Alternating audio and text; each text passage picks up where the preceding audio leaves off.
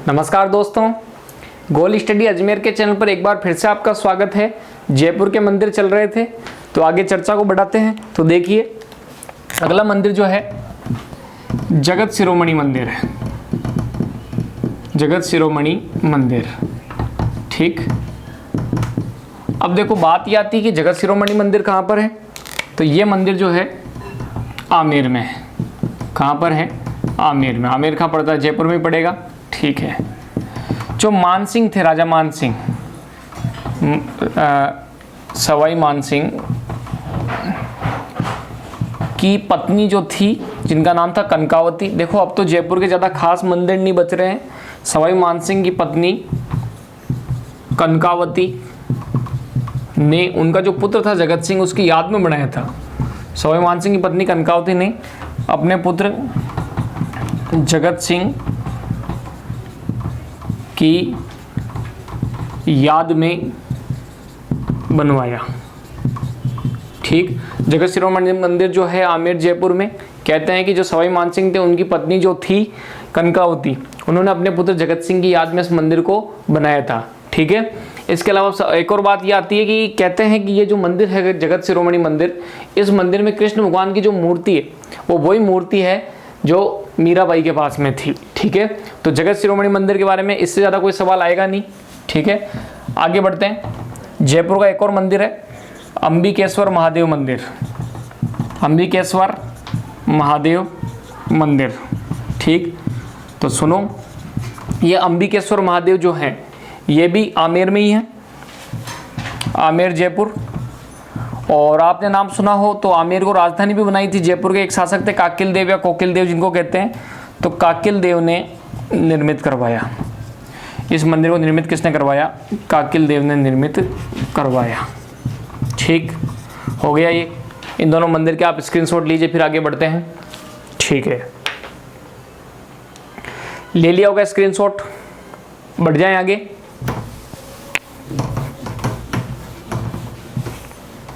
अब देखो अगला मंदिर। अब जो अगला मंदिर है वो है बिड़ला मंदिर।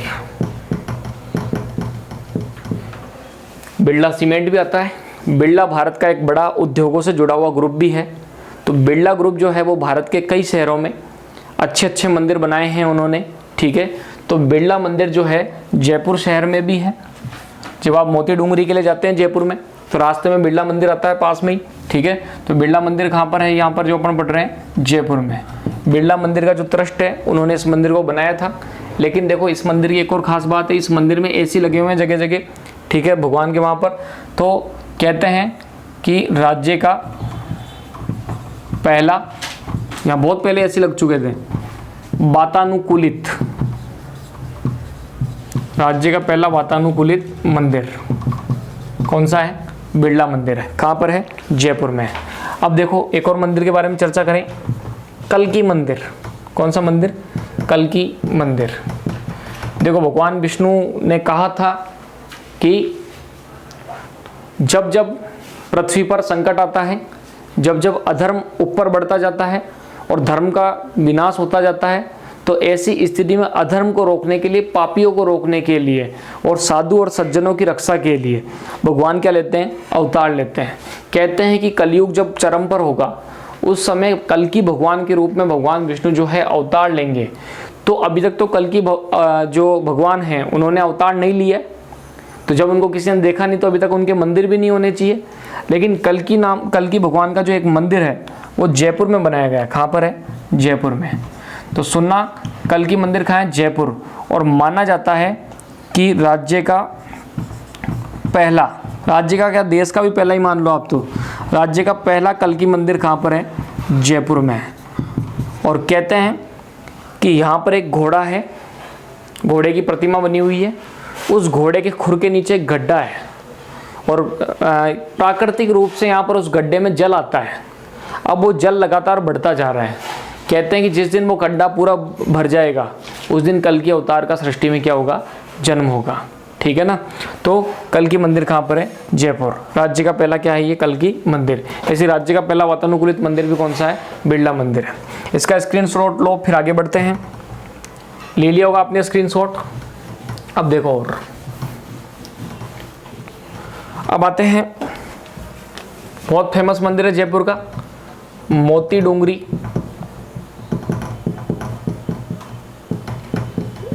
गणेश जी का मंदिर।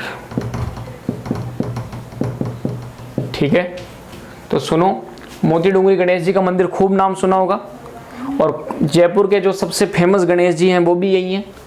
अक्सर बुधवार के दिन और गणेश चतुर्थी के दिन यहाँ पर बहुत ज़्यादा भीड़ होती है। ठीक है ना, गणेश चतुर्थी को तो मेला भी लगता है। ठीक है ना, तो मोती डूंगरी गणेश जी जो है, जयपुर में एक डूंगरी है मोती डूंगरी, उसी की तलहटी में है। ठीक है, और सवाई माधो सिंह, जो नाम सुना होगा आपने, सवाई माधो सिंह प्रथम ने इस मंदिर का निर्माण करवाया। कौन से मंदिर का? मोती डूंगरी गणेश जी के मंदिर का। इतनी बात हो गई आपके क्लियर? ठीक है, आगे बढ़ जाएं। अब देखो आप, अब गोविंद देव जी मंदिर के बारे में चर्चा करते हैं। गोविंद देव जी मंदिर का मंदिर जयपुर। तो सुनो, गोविंद देव जी के बारे में आपने बहुत कुछ सुना होगा, मैं बार बार बता रहा हूँ। लोक संत और संप्रदाय में भी बताया, पिछले वीडियो में गोपीनाथ जी के बारे में भी बताया था, मदन मोहन जी जब करौली में पढ़ाए तब भी बताया था, और एक बार फिर बता रहा हूँ कि देखो हुआ क्या था। आज से लगभग 1000 साल पहले की बात है। एक 1000 नहीं, ये तो एक पिछले युग की बात है, द्वापर युग के समय की बात है। कहते हैं कि जो कृष्ण भगवान थे, उनके प्रपोत्र वज्रनाथ नाम से जो उनके परपोते थे, उन्होंने क्या किया था, कृष्ण भगवान के विग्रह का निर्माण किया था, उनकी प्रतिमा का निर्माण किया था। और उस विग्रह के 3 रूप थे, एक तो गोविंद देव जी, एक गोपीनाथ जी, एक मदन मोहन जी। ठीक है, और इन तीनों विग्रह को जब मिलाते हैं तो कृष्ण भगवान का पूरा स्वरूप देखने को मिलता है।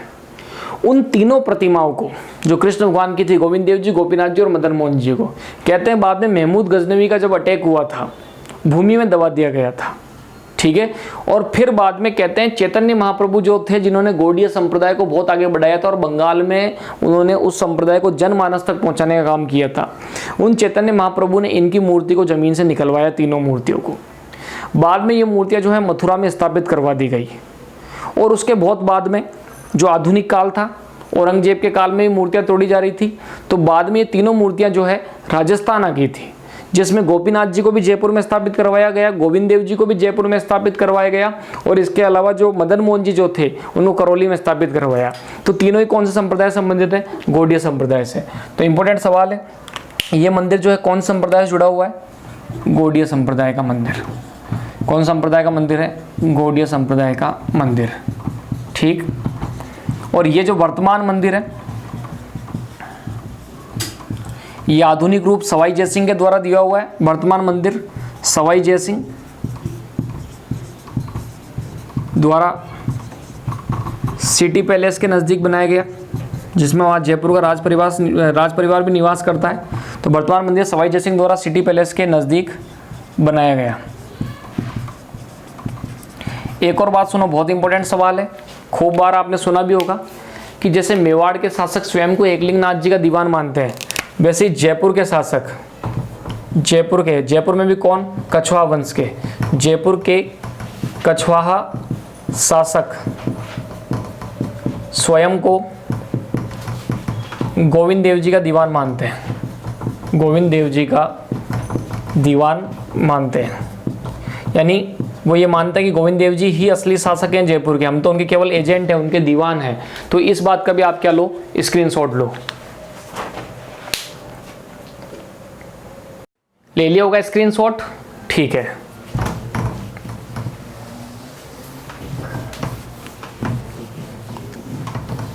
तो दोस्तों, मैं बहुत कम समय के अंदर केवल पॉइंट टू पॉइंट चल के, बकवास वाली जानकारी नहीं, ठीक है, टू द पॉइंट हमें पढ़ना चाहिए, स्मार्ट स्टडी जरूरी है, उस तरीके से हम मंदिरों को कर रहे हैं। अब देखो अगला मंदिर, आपने बहुत बार नाम सुना होगा, शाकंभरी माता। शाकंभरी माता, कौन सी माता जी? शाकंभरी माता। ठीक है, सबसे पहले तो एक बार बताओ, इनके नाम में आ रहा है शाक भरी, शाक भरी, ऐसी आवाज आ रही है। ठीक, शाक का मतलब आप जानते हैं, शाक का मतलब होता है सब्जी। अपन कहते नहीं कि साग सब्जी, ठीक है ना, क्या साग सब्जी लेकर के आए, किसकी साग सब्जी बनाई। तो शाक या साग शब्द जो है सब्जी के लिए आता है। आहार से जुड़ा हुआ है। तो सुनना, शाक भरी का मतलब ये होता है सब्जी से भरी हुई, परिपूर्ण। देखो बात क्या थी, कहते हैं पहले तो एक चीज ध्यान रखना, शाकंभरी माता का मंदिर है सांभर जयपुर में। किस क्षेत्र में? सांभर क्षेत्र में। जयपुर जिले में कौन सी माता जी का मंदिर है? सांभर क्षेत्र में शाकंभरी माता का। देखो बात यह है कि कई सालों पहले, हजारों साल पहले, इस इलाके के अंदर जिस जगह पर आज सांभर जयपुर है, यहाँ पर अकाल पड़ा था। तो उस समय पर ये जो शाकंभरी माता है, इन्होंने फल फ्रूट और साग सब्जी के द्वारा लोगों के पेट की जो भूख थी उसको शांत किया था, और अकाल के टाइम पर लोगों को मरने से रोका था, बचाया था, उनकी रक्षा की थी। ठीक है, साग सब्जी से इन्होंने भरण पोषण किया था लोगों का, और इसके अलावा फल फ्रूट भी लोगों को खिलाए थे, बांटे थे। इसका नाम क्या पड़ गया? शाक भरी, शाकंभरी। ठीक है, तो शाकंभरी माता का मंदिर कहाँ है? सांभर जयपुर में।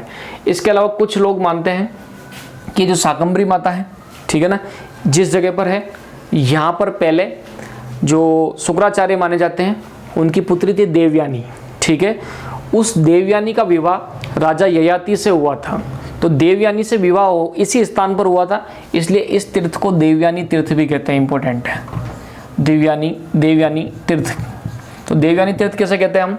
शाकंभरी माता या सांभर जयपुर को शाक से भरण पोषण किया था, इसलिए क्या नाम पड़ गया? शाकंभरी माता नाम पड़ गया।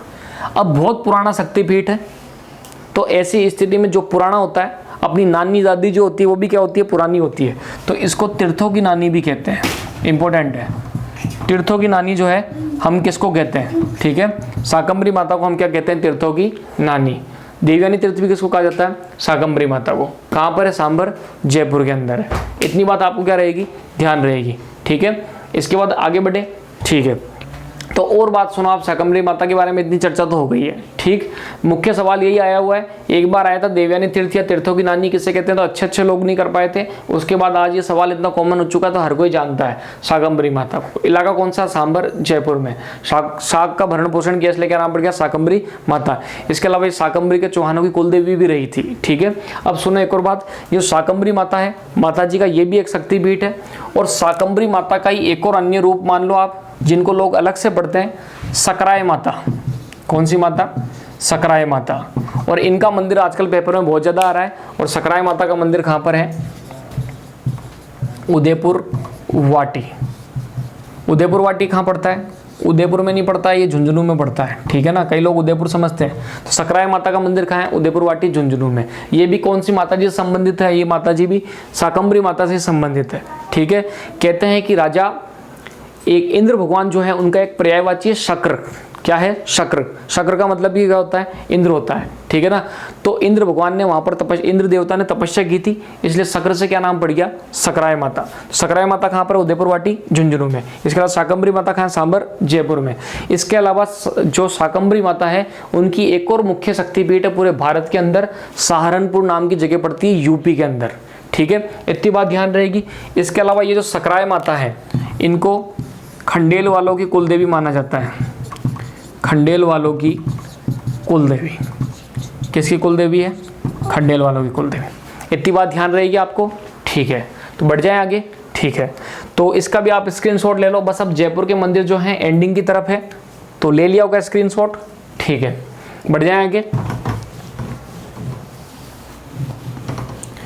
अब एक आ रहा है राजेश्वर शिव मंदिर। और ये जो राजेश्वर शिव मंदिर है, ये कहां पर है? देखो मोती डूंगरी जो है ना के समीप पहाड़ी पर। कहां पर? जयपुर में। मोती डूंगरी के समीप पहाड़ी पर। कहां पर? जयपुर के अंदर। कौन सा मंदिर? राजेश्वर शिव मंदिर। और कहते हैं कि जयपुर के राज परिवार का निजी मंदिर, यानी जनता के लिए नहीं खोल रखा है इसको, जयपुर के राज परिवार का निजी मंदिर। जयपुर के राज परिवार का क्या है? ये निजी मंदिर है। ठीक है, और इसके अलावा एक और बात ये भी है कि ये मंदिर जो है केवल शिवरात्रि के दिन, जो फाल्गुन का महीना आता है और उसके कृष्ण पक्ष की त्रयोदशी, उस दिन खुलता है जनता के लिए। बाकी जयपुर के राज परिवार का पूर्णतः निजी मंदिर है ये राजेश्वर शिव मंदिर, ठीक है। इसके अलावा एक और मंदिर बच रहा है, लक्ष्मी नारायण मंदिर। हालांकि लक्ष्मी नारायण मंदिर राजस्थान में बहुत सारी जगह पर और बहुत सारे के सारे प्रसिद्ध हैं, लेकिन आमेर का लक्ष्मी नारायण मंदिर जो है वो भी क्या है, प्रसिद्ध है। लक्ष्मी नारायण मंदिर आमेर जयपुर, ठीक है ना। अब सुनना इस मंदिर के बारे में, ज़्यादा कुछ खास नहीं है। पृथ्वीराज कछवाहा का नाम आपने सुना ही होगा, उनकी पत्नी थी बालाबाई। बालाबाई से जुड़ा हुआ सवाल आ भी जाता है, बालाबाई के साल कहाँ पर है, आमेर में ही है। तो पृथ्वीराज कछवाहा की पत्नी बालाबाई ने बनवाया। तो दोस्तों, जयपुर के लगभग सभी मंदिर मैंने आपको बताने का प्रयास किया। इसी के साथ जयपुर के सभी मंदिर समाप्त होते हैं। वीडियो को लाइक, शेयर, सब्सक्राइब कीजिएगा। धन्यवाद।